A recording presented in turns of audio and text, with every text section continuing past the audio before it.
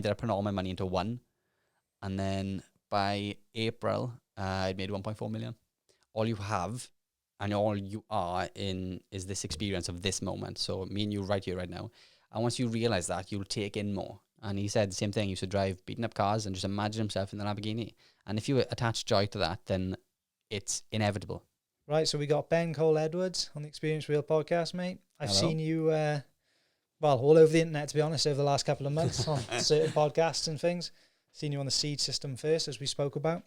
And I thought, I could feel like a certain type of energy from the way you speak and things, and I wanted to have you in and kind of dive further into that. But your book is just released, Retired at 25. Came out last Tuesday. So, it's been crazy, Crazy statement that is, mate. Retired at 25. Oh, nuts. What's going on? Nuts. It's strange because the book's retired at 25, the law of attraction, but I think on paper I'm just unemployed. So, but that wouldn't sell as well, or no longer work at 25. So you haven't got your pension, basically. Is what yeah, exactly. But yeah, it's been nuts. It's all about the law of attraction. If you sort of split it's a short book. It's 80 pages, but I made a point that I just wanted to not waffle. Because a lot of books, the publishing house are always right, we'll publish your book, but you've got to do 60,000 words. And mine's 20,000. So if you know you've got to reach that, you get your point across, and then you think, shit, I got to add more in. We don't swear. Yeah. Sweet. But yeah, it's about the law of attraction. The first half is about my story, how I bounced between all factory jobs. And then the second half is how the worst year of my life found the law of attraction and unlocked the secrets of the universe and then retired.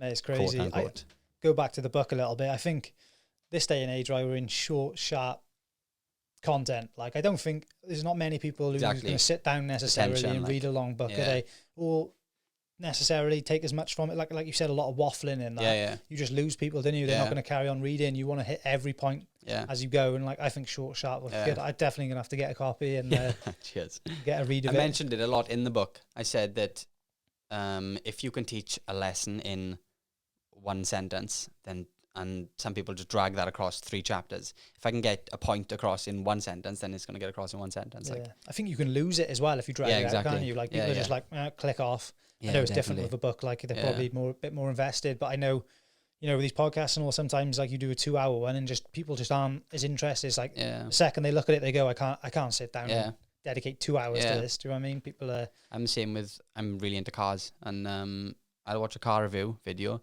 And then after 2 minutes, I'm all right. I got the gist of it. Yeah, exactly. It's all about retention. You need to be hitting the points. As you know, because you got your own YouTube channel, I see. Yeah, I just want to get the message out there. I should be in schools this week in my old school. Just spread the message. Really, telling kids that you can create your own reality. Yeah. So let's go back then. I reckon let's take it back. Back where all this manifestation began. Maybe just before, give a bit of insight what you're up to before. Yeah. You kind of. So, I was started last year, which is sort of my story in a sentence.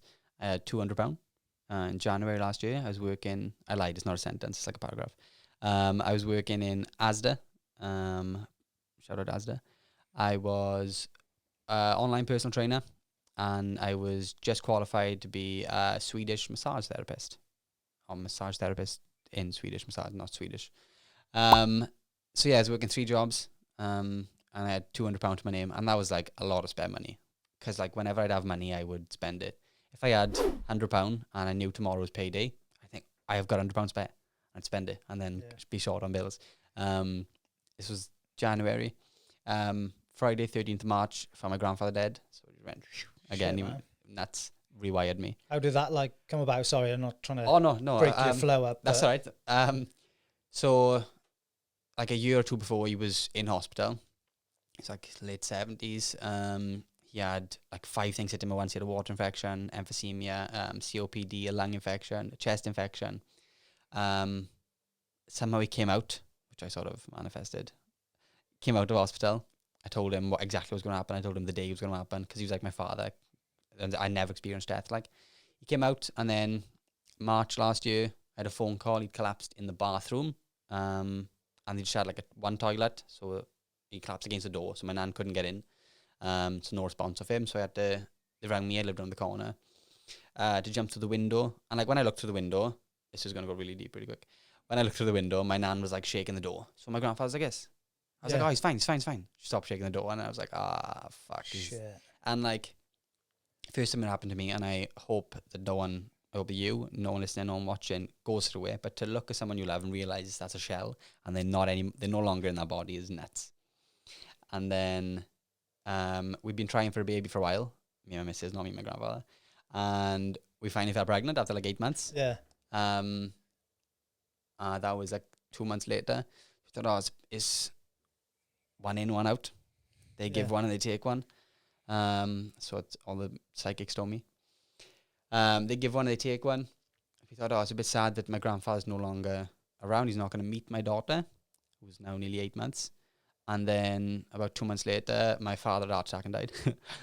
44 years old, just died. We weren't speaking at the time. I didn't even tell him that my missus was pregnant. And then just after my grandfather died, because I kept getting flashbacks really bad. And as you would, like, it's full on trauma, yeah, isn't it? It is, exactly. It just rewires your brain. It makes you appreciate every single moment. That's when I really wanted to change my mindset. So I bought 3 books. One was called Just Fucking Do It by Noor Hibbert. That was to change my mindset, make my mindset better. I bought Think and Grow Rich by Napoleon Hill. That was to make me get more money, just learn how to get more money. And then I bought a book called The Law of Attraction, The Teachings of Abraham by Jerry and Esther Hicks. And I was just learning about the law of attraction. I sort of knew what it was, like attracts like, all this. And then they were all about the law of attraction. I didn't know that, like, so I took that as a sign, as I should learn more about this. For me, the law of attraction is that which you truly believe is true is true. So no matter what you believe about you, your job, your life, your reality, if you fully believe that's true, it's true. And on the flip side, so say now you hate your job, if you fully believe you hate your job, it's fine, your job's shit. That same person can flip that around and say, I love my job. And their job, if they fully believe that, they'll start loving their job. Before we dive into that. And then I started practicing, and then got better and better. Started taking on more clients in my personal training, just because I was manifesting it all and using all these techniques, which I'll get into. And then November, started investing in the stock market, in penny stocks. I knew nothing about them. Ended up putting all my money into one. And then by April, I'd made 1.4 million. Crazy. I didn't keep it all. So how much did you put in to make that happen? Like £6,700. Yeah. That was a lot of money from £200 anyway. Like, but yeah, crazy. Most of it was visualizations, the best. And like in my book, I made sure the first half just showed that I was taking out a loan, in debt, bouncing between all the factory jobs. I'm just a rough boy from Wales. And then unlock the secrets of the universe. So you've gone from 6,000 to 1.4 million, you said. Yeah. What steps, that's like a crazy amount of money. So what steps did it take for you to get from there to there, do you think? Do you think it was obviously manifestation? Yeah. I believe in that. You attract what you believe. Yeah. Completely, perception is reality, 100%. Yeah. But there's action is what involved as well, and it doesn't just happen. Like you've got to, I think there's action always is a plus point to that, which, so, you can't just sit in your pants all day and manifest something. I don't think it's like you've got to have an action alongside it. So. Yeah. A mental action for me. So it's sort of like with the universe. I say the universe, and in my book I use it as a capital letter because it's another word for God, another word for higher being, spirit. The way I see it, which from my meditations and from having conversations with up there, which is nuts. Right now we are living as fractions of ourselves. We are experiencing life as human beings, but the majority of us, me and you, are up in this big field of consciousness. I call it. I call it up there. And before we come down into it, we think, right, I'm going to go down. I'm going to learn this. We get told you can create your own reality from within.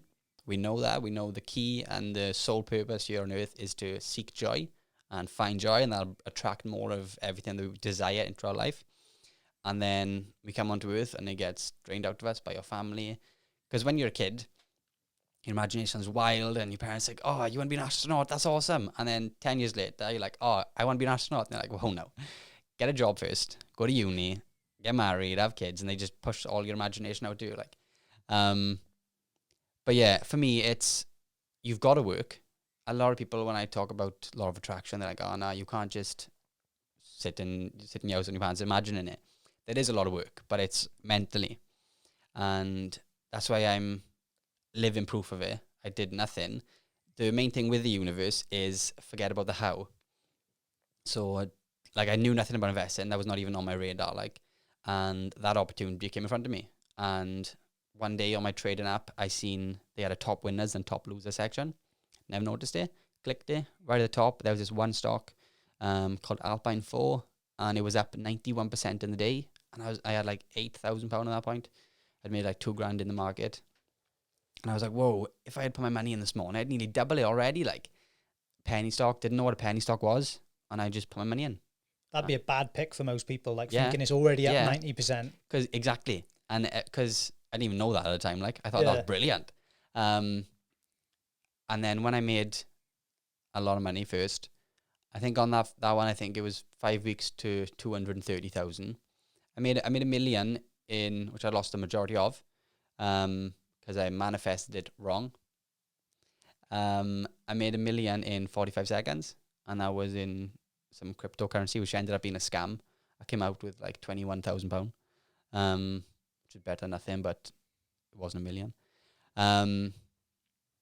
But yeah, the first stock, when I made a lot of money, people are like, "Oh, you're just lucky."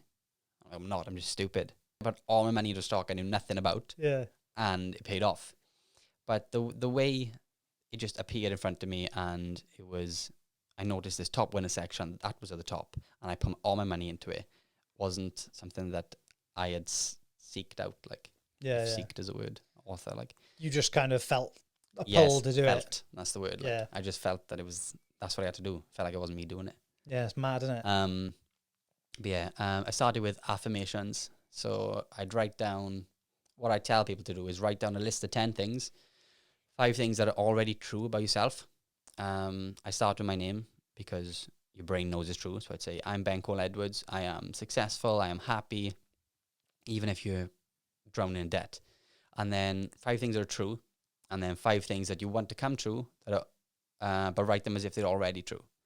And then mix them up. So it took me a while for it to sink into my brain that you can trick the brain, and the brain doesn't understand the difference between what's real and what's not, what's imagination and what's reality.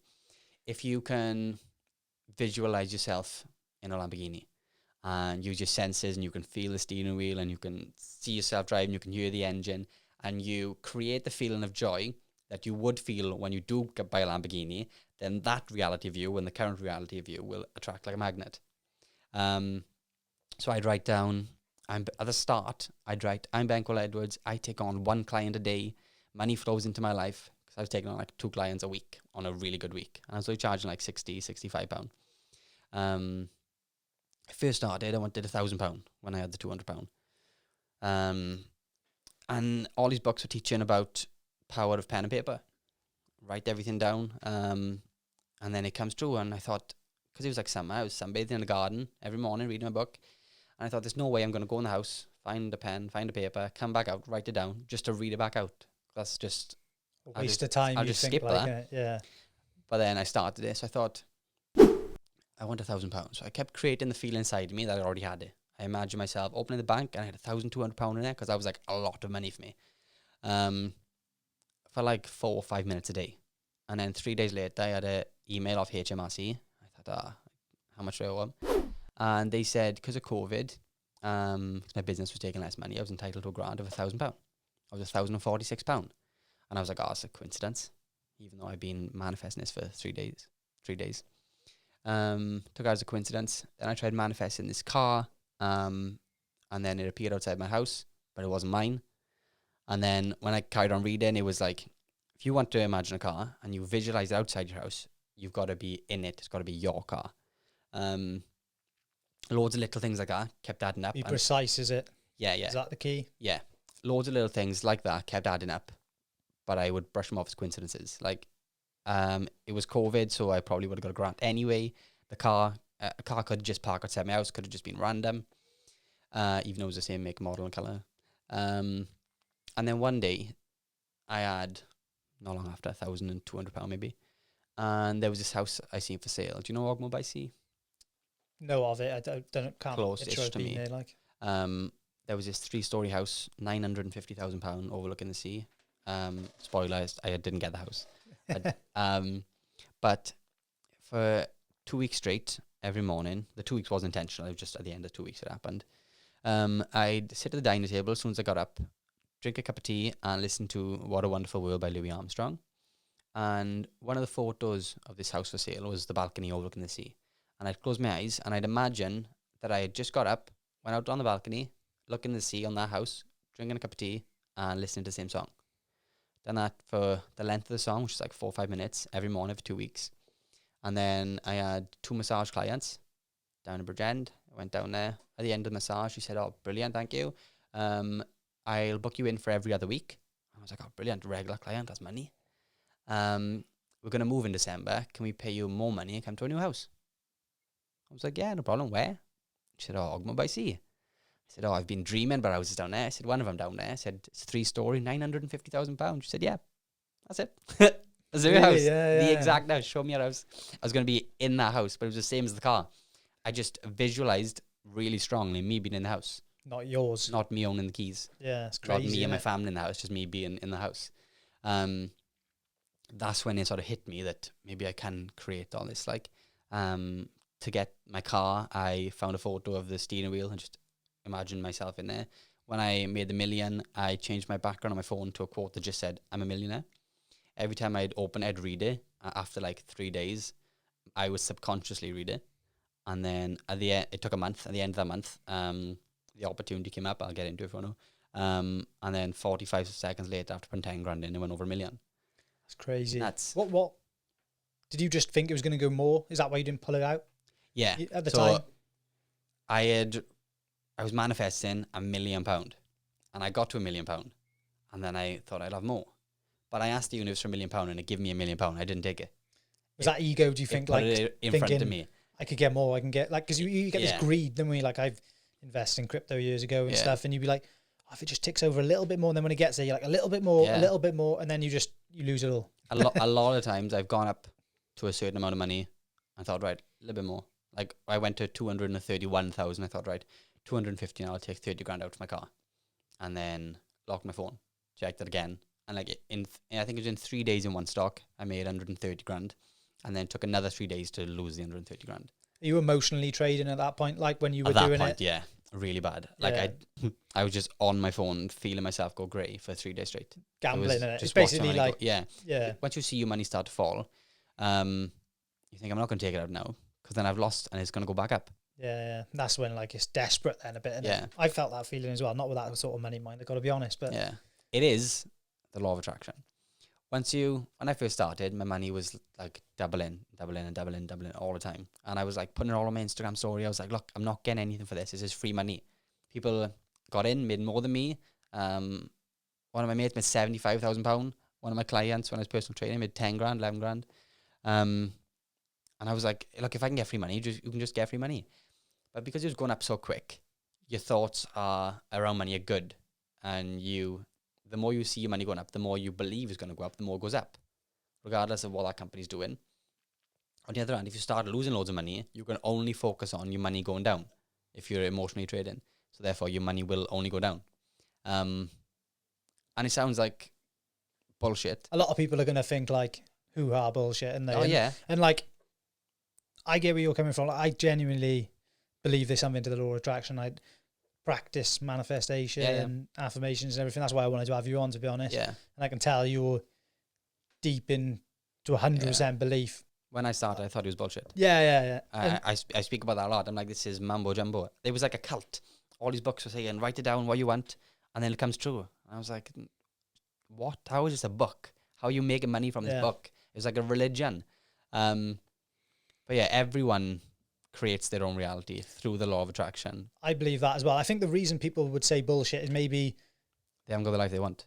They haven't got the life they want for a start. Yeah, it hasn't happened for them. They're not practicing it. Yeah. So if you're not doing something, they are subconsciously. Yeah, but the wrong way probably. Yeah. So we're all doing it. We all have thoughts.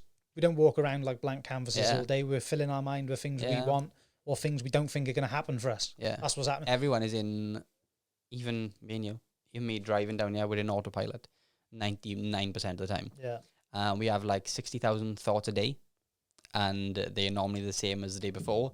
And if you keep thinking of the same thoughts as the day before, then you are biologically living in the past.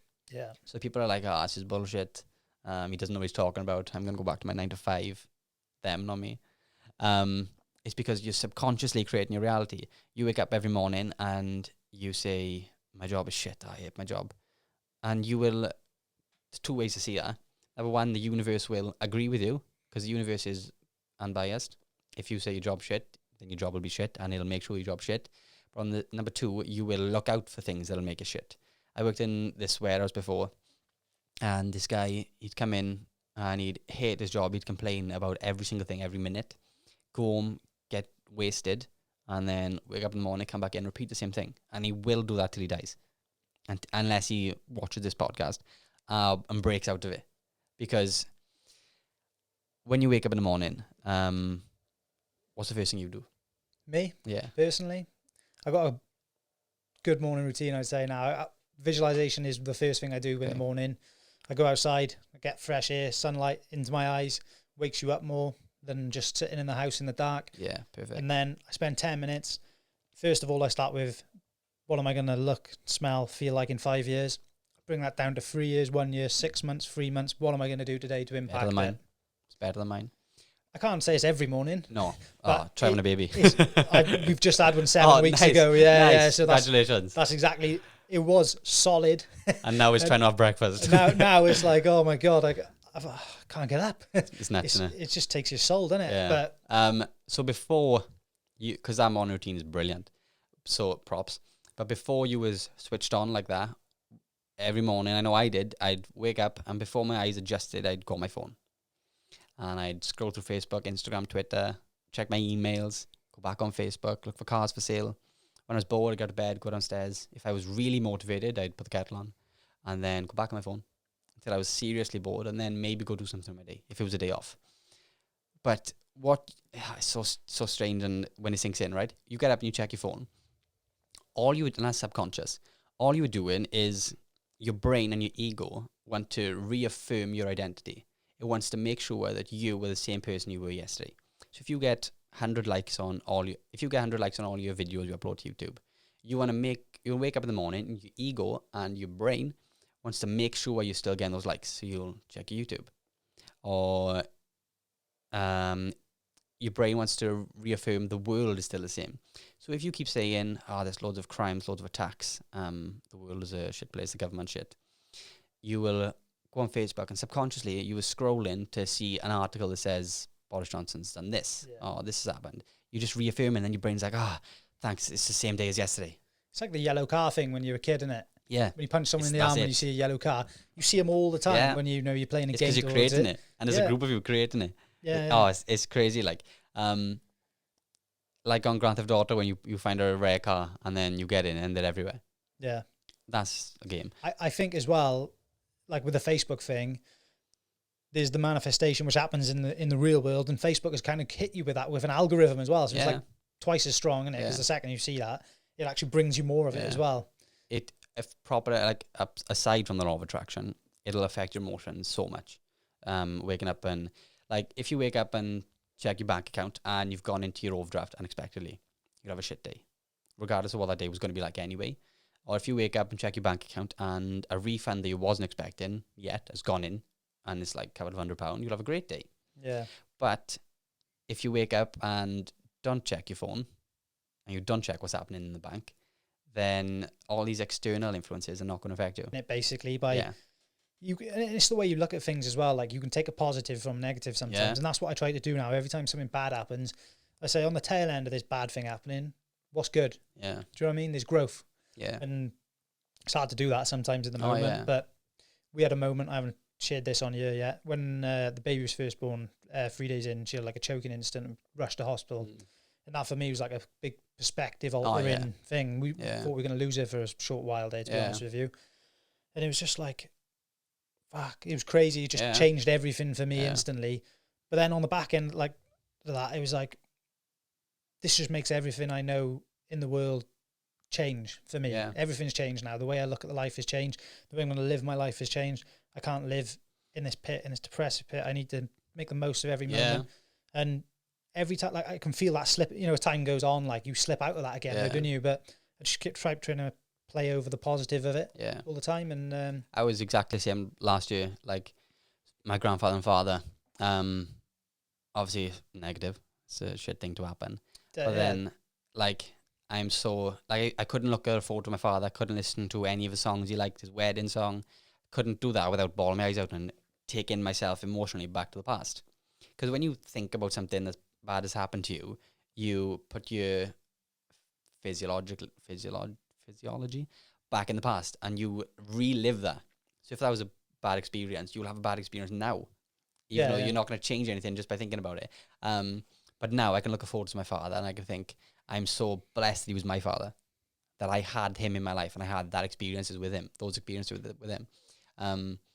But yeah, it rewired me. And in my new book, plug, I haven't finished it yet. I talk a lot about removing the ego, because like you said, ego is a lot of it. And like these days, people can, I'd be out shopping and someone say, oh, do you hear about so-and-so? Oh, this happened, oh, it's terrible, this happened. I'm like, what the fuck are you talking about someone else's life for? Like, same as Facebook. You go on Facebook for a nose. You go on there and all it does is take away from your life and give it to someone else. Give your attention on someone else's life. Like, oh, look at this happen. This person's doing this. I'm like, I don't give a fuck. It don't affect me at all. Like, no. Until something affects me in my direct life, like immediate daily life, then I don't care. Exactly, mate. And especially when you've had a moment like that with your dad, especially your granddad one, I'm sure that was probably the one. And I can tell, like, when you were saying it earlier, you were kind of, I could feel emotion coming off of you. Do you know what I mean? That's like an intense moment. Something like that really shows you, like, don't know, why am I bothering over all this petty shit that doesn't mean anything? Like, I just got to live. And I think, like, me and my brother talk about this a lot. It's a lot about, like, we're all talking about what we want to see in the world, be it, like, don't just talk about what you want to see. Like, don't be like, so-and-so down the road's a dickhead. Well, maybe I'm a dickhead and I can change that first. Maybe me changing that can alter how he is. Because if he sees me changing, then they'll want to do it. Do you know what I mean? Be it. It's like when people say, oh, I'm stuck in traffic, you are the traffic. You are the traffic. You're part of it. That's amazing, stuck in traffic, mate, you are the traffic. But yeah, it just alters your perception. Something like that happens, and it's a bit shit that you've got to go through that before you see it. But like some days, even now, like I'm not perfect. I'll be on my phone looking at fucking Spider-Man memes. Love Spider-Man. And I put my phone down about an hour later, and my dog's in front of me. I'm like, fuck, I haven't looked at you for like an hour. I've got like 10 years of my dogs. I'm like, why am I on my phone looking at fucking Spider-Man memes? Like, and people do that with kids, like all their life. Like I went for food today with my missus and the baby, and across from us there was this woman and her child, and they were just sat there and she was on the phone. And I'm like, monkey see what monkey do. That kid's just going to want an iPad for Christmas and stay on that iPad all the time. And when you try to have a conversation, it's going to be stuck in the iPad because it's copying you. Like, yeah, I'm trying now. Like, she's only 7 weeks old, but I'm literally telling her, like, when I get like 5 minutes and I really think about it, I say, like, you can be anything you want. You're amazing. You're we're 90% sure that we're going to homeschool. Are you? Yeah. Because we tried for so, I don't know if you tried. We tried for so long to have a baby, and then 3 years later we're going to ship her off for 6 hours a day. Well, you're retired, so I suppose you got the time, mate. Innit? Yeah, that's true. That's lucky for me to say. But 90% of stuff in school you don't keep anyway. In school you learn to read, but you don't read to learn. And life's short. Like, my father was 44. He was 19 years older than me. In 18 years, if my math's right, I'd be older than my father. Hey, mate, I think that's because, like, this is me owning up to how I feel about it. I think, like, I've sat here before and I've said, like, the schooling system needs to change. It needs to be more proactive. It needs to, like, the basics I agree with, but then you need to learn about, like, life, mortgages, whatever. Teach you to be an employee. Yeah, exactly. Yeah, nothing more, really. Uni, whatever. That's it, pretty much. That's You got to go to school, go to college, uni, get a job. Yeah. Settle down, have kids, get a mortgage that you're tied into for the rest of your fucking life. But then you'll die. You'll be in the light you want to see, because you're showing, like, I'm going to teach my kid exactly what I think they need to know. Do you know what I mean? And yeah, like, I'm sure that's going to be tough though. But respect though, I think it's a lot of it's a good move. Generational thing. Like, I think when I got to 10 grand, I invested. I was like screaming. I felt rich because I think when I got to 11 grand in my head, I was comfortably over 10 grand. So I was in that 5-figure bracket. And I was just like over the moon. And I told my family, and they were like, take it out, take it out. Got a 20. They were like, take it out. Got a 50. My mother invested. And then I got to like £200,000, and my grandfather was just like laughing. He was like, oh, £200,000. Because he'd worked all his life, and that's all he knew. Yeah. And like, school just teaches you to be an employee. Like, that's why you wear uniform, because you go to a job and just wear uniform. I know not everyone wears uniform, like, but they don't teach you to do anything other than that. All the big money moves in the world are done in minutes, not in 40 hours a week, innit? Yeah. Let's be honest, like, yeah. like no one, the harder you work, sadly, like, and this is just a general blanket statement, like the harder you work for your money, the less you get, like. The less I've worked, the more money I've ever received. Yeah. But it was a lot of mental work. But another thing is, no one realized how much money they actually need, because one of the companies I got a lot of money in is AT&T, which is the American phone thing. Yeah. Shows how much I know. And they give 7% dividend a year. So if you had 200,000 in there, 300,000 in there, that's like 15 to 25,000 pound a year. It'll just give you just for owning shares of that company. And if you don't like the sun, you don't like traveling, you don't like supercars, that's enough. Yeah. That's enough money. Like, everyone's like, right, I want to have £1 million. You get £1 million. Like, I did. And I was like, because I had £1 million in 45 seconds, I thought, right, give a quarter of an hour, take 6 million out, and leave the rest in. Yeah. You always want more. It's all how you want to live, isn't it? Like, there's a lot of people who are working like a minimum wage job, earning 16,000, 18,000 pound a year, and that's all they have got. Yeah. Isn't it? So if you can do that like passively, yeah, and it's crazy, isn't it? If you can find a side hustle, as they call it, that does £10 a day, that's like £300 a month. That's like a lot of money. It's like £3,600 a year. That's a lot of money. Like, if you had a promotion of that in work, an extra £300 a month, you would have landed. Yeah. So yeah, it's all about how much money you want, and how much then money you need. Where you put it, I suppose, isn't it? Yeah. That's the key, isn't it? Yeah. Like, if you keep money in the bank, it does like 0.01% interest. You're losing money on year because of inflation. Yeah, exactly. The safest investment, I'd say, I'm no financial advisor, is the S&P 500, which is like the top 500 stocks in America. And people who invest in that aim for, historically, I think it's over like the last 12 years, 9% or 10% return every year. Is that as a dividend then, or is that just like just the stock gain, growth? like, yeah. Is it? Yeah. But yeah, then like penny stocks I did, which are really volatile. As I said, some days I made £45,000 and other days I lost £45,000. The first one I got into, so the S&P 500, you aim for 10% a year. The one I got into had done like 16,000% in 5 weeks. It's crazy, isn't it? Like, it's crazy. I played like the crypto game like a couple of years ago, probably 4 years ago, because it kind of blew up to like 20 grand Bitcoin like 4 or 5 years ago, and it's gone up again now recently. Yeah. But yeah, I was just so emotionally involved. Like, probably come out plus 1,000 or two. Nothing much, but it was just riding away. I was in work, like I'd be going to the toilet in work, checking it, like, oh my fucking God, don't sack me. Yeah. But yeah, you just totally, like, your head's in that. You can't think about anything else, can you? It's another thing that I helped a lot of people get money. Like, I was working Asda, and people were making a couple of £1,000 that worked in Asda with me, like, and then I doubt it, but people might be watching this that was in Asda, so sorry. Whenever they make a lot of money, they'd be like, oh yeah, great, thank you. No, sorry, they wouldn't. But when they'd lose money, it was, why am I losing money? When's it going to go back up? And like, whenever someone would leave Asda, and I've never mentioned this publicly, whenever someone would leave Asda, we'd put a card together, even if they'd been there a fortnight, put a card, get some flowers. And I think collectively I made people about £10,000 in Asda. There's only 30 of us there. And I didn't get a goodbye. I didn't get a card. I didn't get a good luck. Is that because they lost little bits along the way? No one lost, but they'd made some and then lost a bit. So they never lost what they put in, like. And now they'd made more, but they got to take personal responsibility for that, though, innit? You can't like blame it on you. It's like if I said to you now today, recommend me one to go put a brand on. Yeah. And I lost money. That's on me, like. Yeah. One guy, I remember I got to 30,000, and there was this guy not in Asda going to tell my mates, and they were like, oh, he's lying. Yeah, if he had 30,000, he wouldn't work in Asda. I think I made 30 in like a week or two. And then when I posted about the company that made me the £1 million, it was a scam first. At the end of it, I didn't realise. And the guy who created it, which I thought was my friend, ended with like £600,000, deleted all his Instagram, all his social media accounts. It's a lot of that. I hit Yeah. one of them. I was probably 10 grand into a company, like, and that happened Yeah. as well. That's like, Yeah. he just created.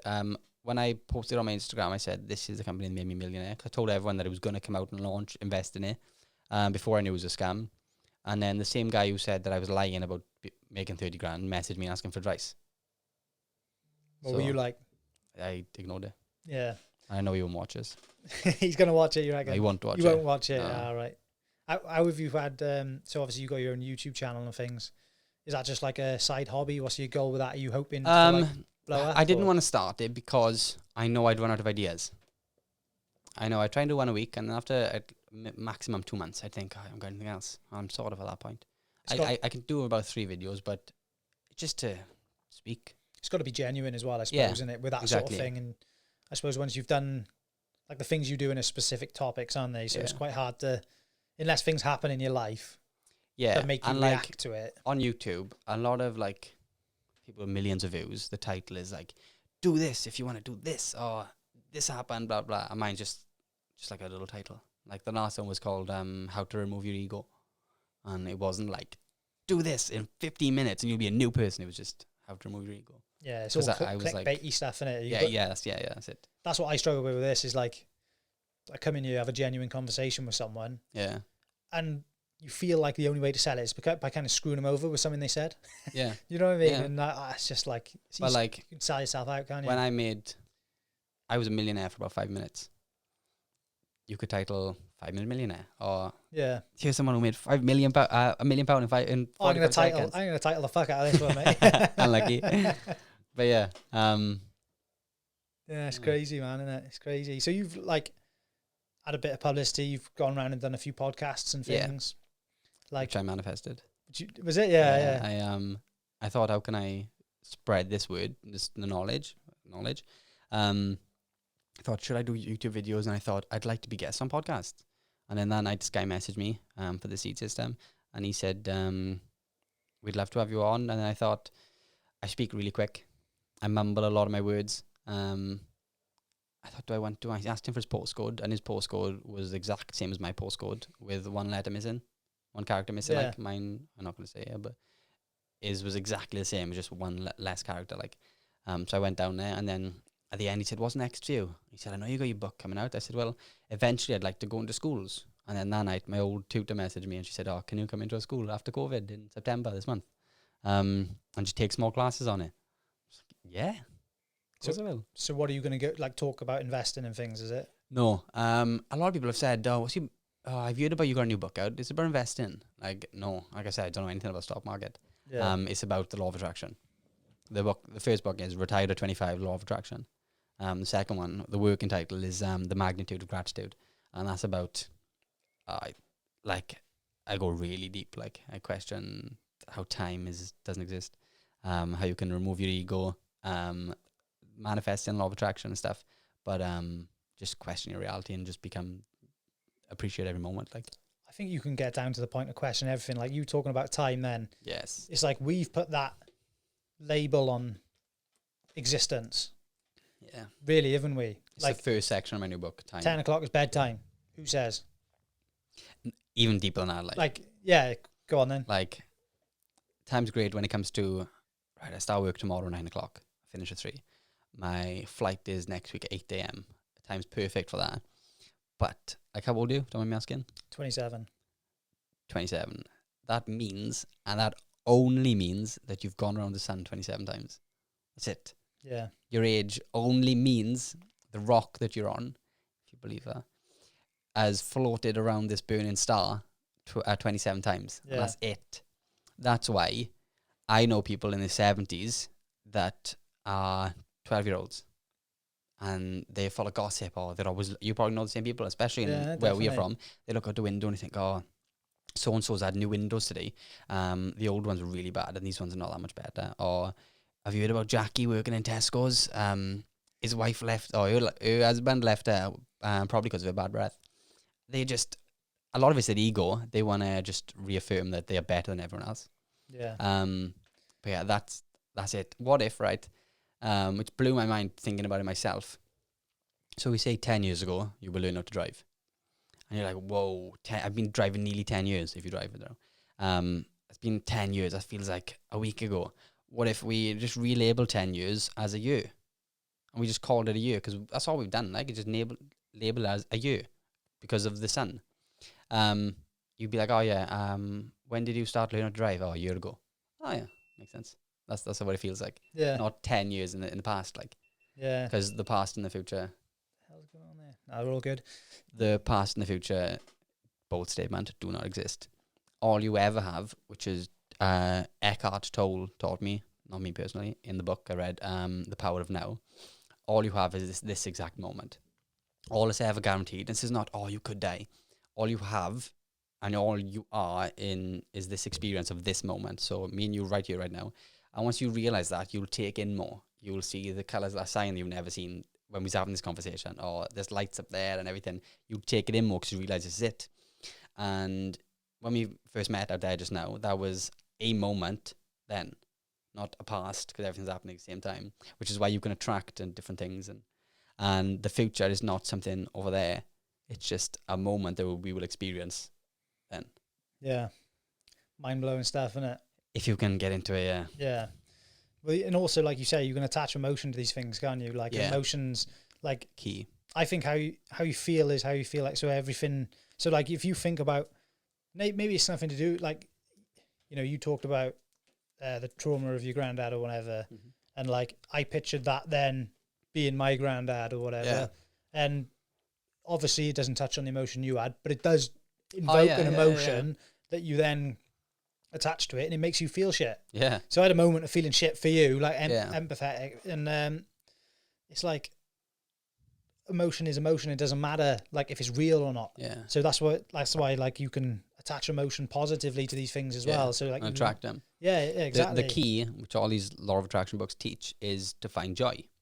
Because all your emotions are, if you can get behind this, I call them ideas, but they are, once you fully believe it's a fact, your emotions are your guidance system. So all your emotions tell you is whether you are on the path to achieving your desires you're manifesting or not. And that's it. If you're feeling shit, it's your emotions telling you that you're not on the right path, and you need to elevate that emotion to joy to start so you vibrate on a frequency that's up there with millionaire you, and you can become that version of you. Yeah. Well, I've been working with a coach recently, like, and we talk about, one of the things he's talk about is be, do, have.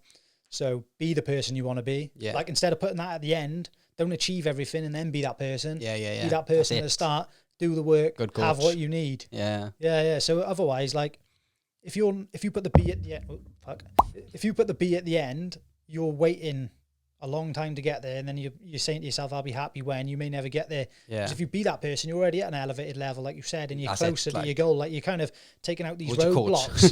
Who's your coach? That's a really good coach. Andrew McLaughlin, Get Feral coach. Right. Talks about, like, a lot of his stuff is about taking yourself back to, like, how you used to live in primal age and things. And then also a lot about mindset. He's brilliant. I'd recommend him to anyone. Two things about those, sounds really good, dude. Two things about those, be who you want to be. If you, one of the sections in my first book is called Where is Your Happiness? So if you think, this links in with both ways actually. If you think, right, I've got a holiday coming up in a month, and you know that you're going to be happy when you get off the plane and feel the heat, or you're going to be by the pool sipping a drink, you will live in autopilot for the whole month until you get off the plane. But you know full well what that will feel like and the emotions you'll feel. So if you can already create the feeling in your head of you stepping off the plane and think, oh, this is warm, I can't wait to go by the pool, you can feel that exact feeling for as long as you fucking want. Yeah. Live in it, like. Yeah. And then you think, oh, I'm getting a new car soon, I'll be really happy then. And you get a new car and you get bored, and then you think, it fills a temporary void. And then you think, right, what's my next thing? Oh, I'm going to buy this, then I'll be happy. If you want to be a millionaire, all you've got to do is be a millionaire. I used to spend a lot of time manifesting. I'd be in the shower. After I finish, I'd knock the water off and I think, right, as soon as I get out of the shower, I'm going to be a millionaire. And you step out and you think, and you put a smile on your face and you lift yourself up and your chest will come up, and you'll go shopping and people smile at you and you think, they're smiling at me because they somehow know that I'm a millionaire. They've seen the news that I'm a millionaire. I used to drive around town in shit. I've had 26 cars and 99% of them being shit. I used to drive around town, I'd blast my music so that people would turn their heads and look. But I'd imagine they would look in because they could hear the Lamborghini engine. Or they could hear the exhaust of the car. And like the car I've got now is the exact same thing. I'd imagine that people would turn their head not to the music. Like, I'd have a Civic, for example, before I had that. And I'd imagine myself up higher, being bigger on the road, having more authority on the road.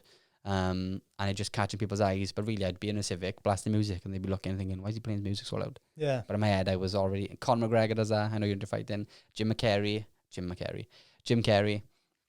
I think it was either 85 or 95. He drove up the top of Hollywood Hills. I think I might be paraphrasing. And he'd have a rundown, beaten up car, imagining it was a supercar. He wrote himself a check for acting services rendered for £10 million. And he dated it 10 years in the future. And he kept it in his wallet for 10 years every day. And then 10 years to that year, 10 years later, he got paid £10 million for Dumb and Dumber or Dumb and Dumber 2. Crazy. Conor McGregor talks about the book The Secret, which is all about the law of attraction. And he said the same thing. He used to drive beaten up cars and just imagine himself in the Lamborghini. And if you attach joy to that, then it's inevitable. Yeah. I love that word this week. It's inevitable for that to happen. Inevitable. Yeah. If you attach the emotion to you driving that, then, like for me, when I wanted supercar, I go paddleboarding most mornings if it's nice. And I'd come back from the water. When I'd be in the house, I'd visualize myself driving whatever car I wanted down the road, exact road, all the way to the beach. I'd visualize every turn being in that car. And there's 2 buildings where I'm from with reflections. And I'd imagine myself driving past those and seeing myself in the car. Because you've got to do it in first person how it would look. But then that way I could see it in third person as well, me in the car. And then it got to the point where, like now, I'd be in the sea and I'd be walking back to my car and I'd believe that I'd have a supercar parked there more than my actual car. Like, if I turned the corner and there was a Lamborghini there, it would not surprise me. That's how attached I'm more in my future than I am in my present. Like, it's crazy. Well, there is no past or future, apparently. Contradicting myself. But yeah, it's nuts. So you're a really in-depth thinker, do you think, in these things? Yeah, like... So I can tell you've run this over a million times in your mind. Yeah. This isn't something that's just coming out of your mouth that you don't believe in. Yeah. I like, if I started a job and you met me, you think, oh, he's good laugh, like, he's funny as fuck, he's good looking. He's good laugh. Do you tell yourself that every day? No. You think he's a good laugh, or you think he's just a Welsh kid. But, and that's why I love doing podcasts. I've said on the last podcast I was on, I said, meet up with your friends, put headphones on and mics in front of you and just have a chat. Yeah. Don't record it, just have a chat. Because the stuff you can speak about, you won't speak about to anyone else. People will think you're nuts. Yeah, You can come, like I can't have half the conversations I have here. Well, I can with a lot of my friends, to be honest, because we've kind of built them relationships. But years have gone by, like the boys I'd go out on the piss with and all, they'd be thinking you're fucking nuts. Do you know what I mean? Yeah. You're crazy, you've lost your mind. But yeah, shut up, have another pint. Yeah. Let's go back to work. Exactly. I've had one thing which I can clearly say is definitely like manifestation. There's like a hall downtown in Crickhowell, which has got like a stage and lights and things like that. And we went in there to vote earlier on this year. My missus walked in. I looked up on the stage. I said to her, one day, like, I'm going to come and I'm going to do a live show. Yeah. Like a live podcast with like a guest and sell out the hall. Yeah. And then 2 days later, I had a phone call off of a guest who I'd already had on. And he said, I want to do a live show down in Llanelli. And I was like, slightly different to how I pictured it. But it was like, how the fuck, like them energies just attracted. Do you know what I mean? I was like, I'm going to do a live show. Boom. An offer comes through 2 days later. Yeah. And now it's happening, November 19th. That's what I said with the teacher messaging me. And it hasn't got to be exact, but the universe will give you the best thing. Like, the universe will contact you, and like I can speak. On the other side of death, you think, I've lost this person. But if you believe that you live as a fraction of yourself, and eventually you will join this field of this plane of consciousness where everyone is the same, all the same brain, and then you can come down into earth as different parts of that. Then you realize that when someone dies, you should now be thankful that, quote unquote thankful, that you are now more connected to that person you have ever been in your life. That person is there and you've got direct contact with them. And the universe will speak to you in the easiest way that you can understand. Like, the universe talks to me through music, mainly. Because before I even got into all this, years ago, I was a delivery driver. And I can't remember the situation because the result blew my mind so much, the communication, that I forgot about the mood I was in, why I was in a mood. But there was a situation I was facing in my life, can't remember what, and the radio was speaking to me. Like, it was as, I honestly thought that it was a prank. I thought one of my mates had known what a situation I was in and played every single song. Like, for example, which didn't happen, but it's the only way I can describe it. If I went to knock on someone's house, I'd pass and said, Mr. Heaven, tapping on the door, nothing. Waiting for ages, nothing. Go back in the car, knock a radio on and go, knock, knock, knocking on heaven's door. Something like that. But like, everything would answer me, like. And then I came to this roundabout and I got to the point, I shouted out loud, laughing. I said, look, if someone's doing this or something is doing this, I said, just give me a sign. Stopped at the roundabout and there was a big billboard and in massive letters, and there was the only thing on there said, are you reading the signs? And I was like, what the fuck? Who can I speak about this to? Mistake, yeah. But now I can like speak to, whenever I speak about it, I do quotation marks because I don't know what else to call it. Dr. Wayne Dyer says the Tao that can be named is not the Tao. So the soul that can be named is not the soul, and the consciousness that can be named. I've got direct contact. I can ask for something and know that I'll get it. Yeah. No matter what it is. Are you practicing it now heavily? Like, are you aiming at anything now? Or I stopped when I started investing because I got so content. Like I said, I was a personal trainer, so I started writing. I take on one client a day. At the end of the week, I was taking on one client a day. I was in the shower and I was like, right, I'm Ben Clayton. I take on one client a day. And I was like, oh, actually, I do.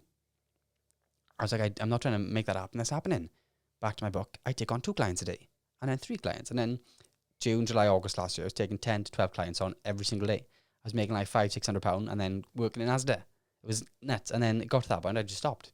At the end of it, at the end of my affirmation list, I wrote, I make £60,000 this year. That was in November, and then I made 225 by the end of the year. And me and my missus have been trying for a baby for like 8 months, and well, actively, but not really actively, for 2 years.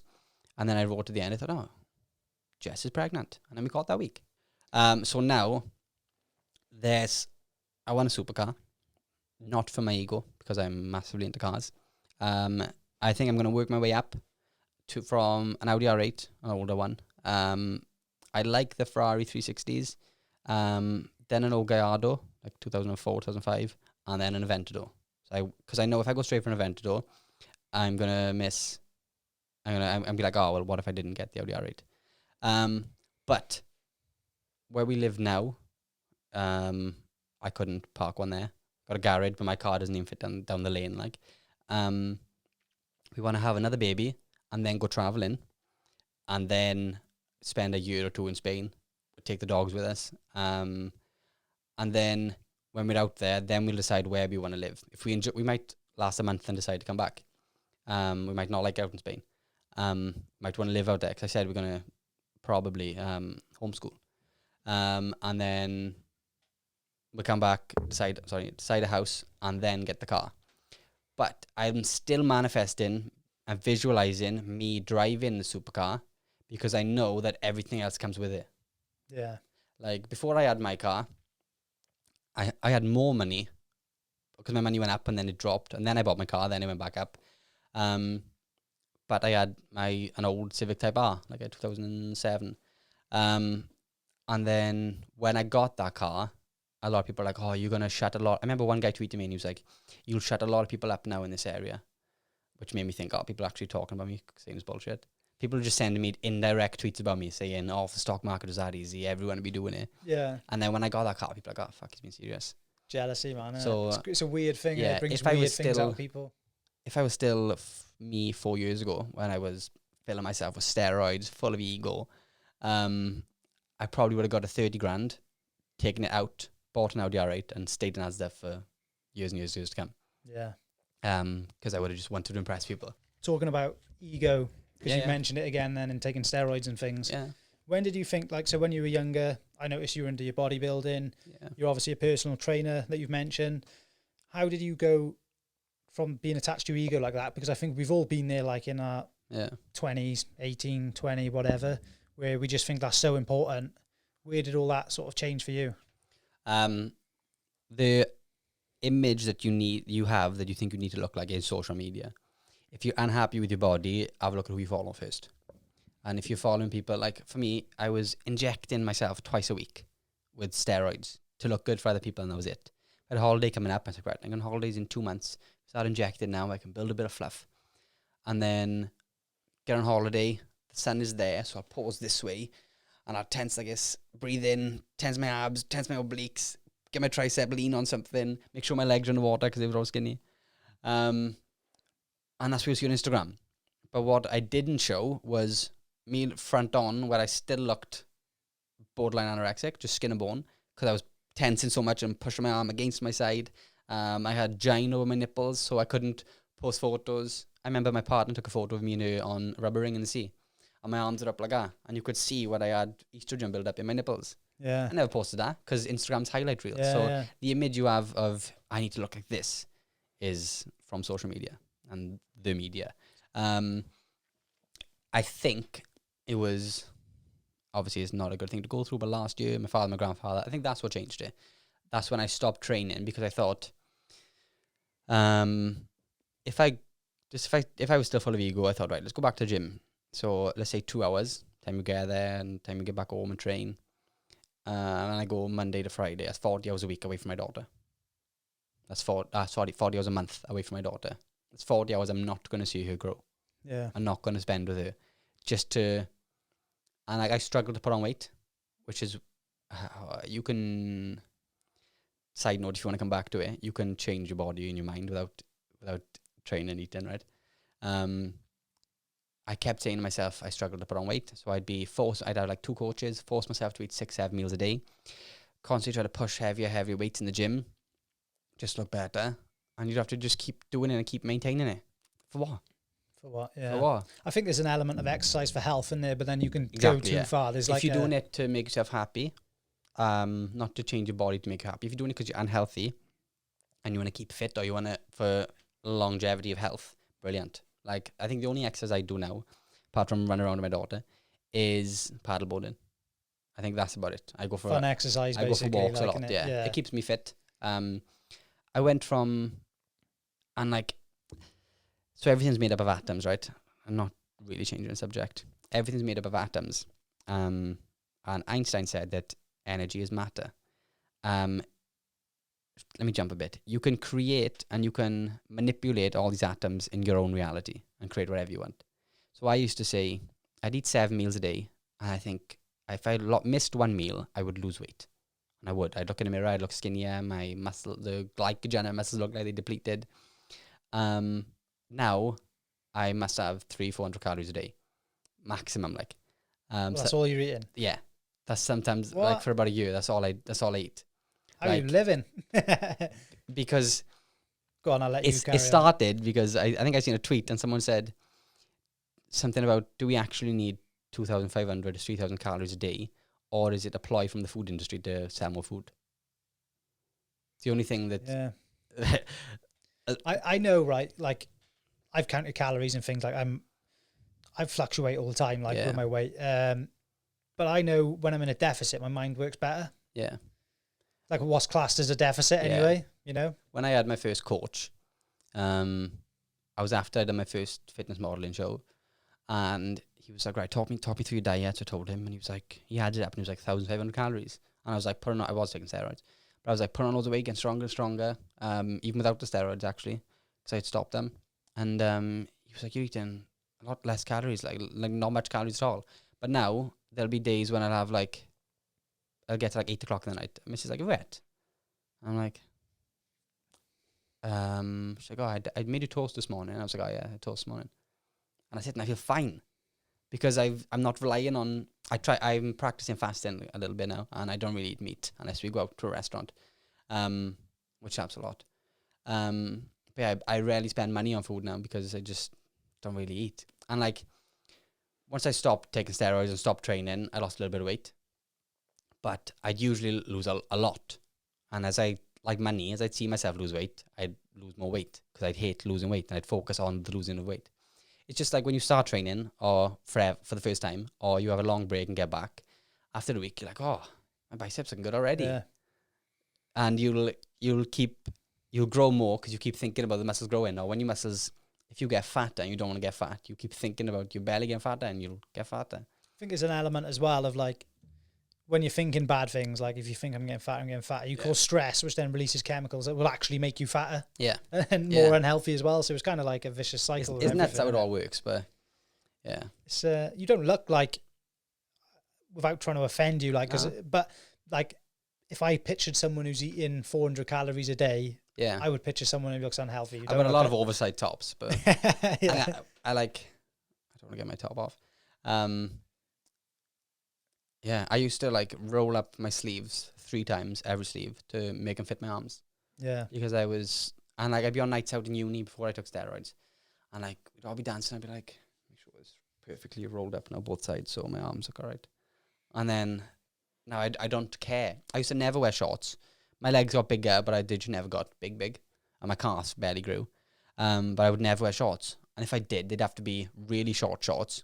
So you could see that my thigh was a bit bigger at the top than it was by my knee. And now I wear shorts everywhere, and as skinny as my legs have been. Like, yeah, mate, I think there's so much to be said for that, though. Just being yourself. Yeah. 100% yourself and not caring what other people think. We all fall into the trap or have fell into the trap of caring what people think. Yeah. When I first did this, I was like, I'm afraid what everyone's going to say, what people are going to think. Now I just release them and I just don't care. I try to take any emotion away from views, like likes, shares, whatever. I just think like, stay in my lane, do what I'm going to do, enjoy it. Yeah. Like an experience like this now, sitting down talking with you, sitting down talking with fighters, things I enjoy doing, like mindset things. I love all this, and that's what you've got to focus on. Yeah. Don't focus on all the outside stuff. Yeah. When like you said, stay in your lane, innit? My book's done nuts, and I tried manifesting success with it, but it's done better than I thought of. Like, when I checked this morning, it had like 7 copies left till it sold out this week. Like, how many of you? I don't know. It could have been like 10, but and one of the categories it was in, inspirational spirituality, has been in the top 10 in the hot new releases since it came out. It done when it first came out. It was like something million in the world, out of like 48 million, and then in the first day it went to top 7,000 of all time books. Like, but one of the reviews I had when I was involved in that scam, when I made the 1 million, he scammed me the most because I was most gullible, because he knew I'd just throw money in because I believed him. And because I threw £10,000 in, I owned a lot of coins of this crypto, the scam. So people thought it was me. They thought it was my scam. I thought I was scamming people. For ages, people trying to find my address, they thought I was scamming people out of money. And I was like, well, if it was, I would have taken 1 million. I fucking wish it was. Like, I would have £1 million by now. Like, one of the reviews on my book is about that, and it says, the review just says 1 star, pump and dump, something like, wouldn't believe a word he says. I'm like, well, that's not a review in my book. Like, I knew I'd get bad reviews, like, because people, like you said, people are going to say it's bullshit. You're going to get up and down, but I've posted that on my Twitter, where I talk about all my stocks and things. So that person follows me and seen me. I live in that guy's end rent free. Seen that I'd posted about my book. And I think it was like 10 people maybe that had clicked, that they found it helpful, that review. So there's 10, 11 people there that follow me that are so hateful, so much hatred towards their own life, that they're not happy in their own life, that they've got to try and get inside my head. And if I didn't have my ego, if I did still have, you can't get rid of an ego fully, like, but if I was still full of myself, that would piss me off so much and affect my daily life. It's knowing it's there, though, isn't it? And being able to manage it. It's a management thing, isn't it? With your ego, it's like, you can play into it all you want, but like, if you know, like, a lot of people are going through life, like you said, unconsciously living, not even knowing what's going on, reacting to things like that with you. Like, what they got to understand is, like, I thought about this quite a lot when, like, I was in part of like a crypto scam or whatever. I had people beneath me, people above me, and you instantly look into the people above you like, you fucking screwed me over. Yeah. Like, that's what you think, innit? Yeah. But realistically, there's people above them who screwed them, and it's like an ongoing thing. And you got to look at, like, they're probably more they probably lost more. Like, Yeah, same some guy situation told with me. you. I think I was the only one that came out and gained like 110%. One guy was like, "Oh yeah, I put £30,000 into the top and I lost it." And that's like, because when I first took to Twitter, I was like, after the scam, I was like, "Look, I think it's a scam. I've could have made £1 million, I didn't." And like, look, sort of looking for pity. Like, I could have had this, but people are like, "Shut the fuck up. We've all lost money. You just made £11,000, and we've lost money. Like, what are you crying about?" Part of it was because I had, without sounding egotistical, I had a lot more that I could have lost 10 grand and wouldn't have noticed. So when I only made 10 grand, it was me saying only made 10 grand. I had people that had put £1,000, which is all they had, and lost it. They would have wished they made 10 grand. I just didn't see that perspective. Like, but yeah, for someone to write a review of my fucking book. Yeah. Does it knock it down like in the charts then at all? Is that how it works? No, because like some books that were above me had no reviews. So yeah, and like I'm guessing the reviews are from the ebook, because I think only like yesterday or the day before was when the paperback started getting delivered like through Amazon. Well, according to the people who sent me photos of the books they had, like. What's it on ebooks? What's the is it like Amazon's one, or Kindle, is it Kindle? Yeah. When you click on it on Amazon, it's paperback or Kindle. Like, I think I'd say Amazon's the best place to buy it for me. I get less money, but it helps with the reviews and the rankings. You can get it directly from the publisher, or you can get it from, and that'll give me the full more money. Like, or you can get it from like I think WH Smith, but like Waterstones and stuff like that. Like, oh, nice. Yeah, was it in shop then as well? Yeah, if they want to put in a shop, they can. They haven't got to, like, it's online. I think it goes to 39,000 different places. It's in libraries and things like that. But yeah, Amazon's the best place to buy it. Like, cool. Well, I think we'll wrap it there, mate. If you're happy. Have you got anything else you want to say before we go? No, not if you've got no questions. No. No, we're all good. Thank you very much for coming on, mate. It's been great. I appreciate you. It's golden. We'll see what you manifest now going forward, and maybe bring you back on and see what's become reality. Yeah, happy days. It'd be pretty cool. Round 2. Thanks everyone for watching. Appreciate you. Make sure to like and subscribe. Anyone who wants to check out the live show, which we talked about briefly, that's going to be happening November 19th in Llanelli with Angelo Dragoni. Many thanks. Cheers, mate. Cool. Legend. Happy days.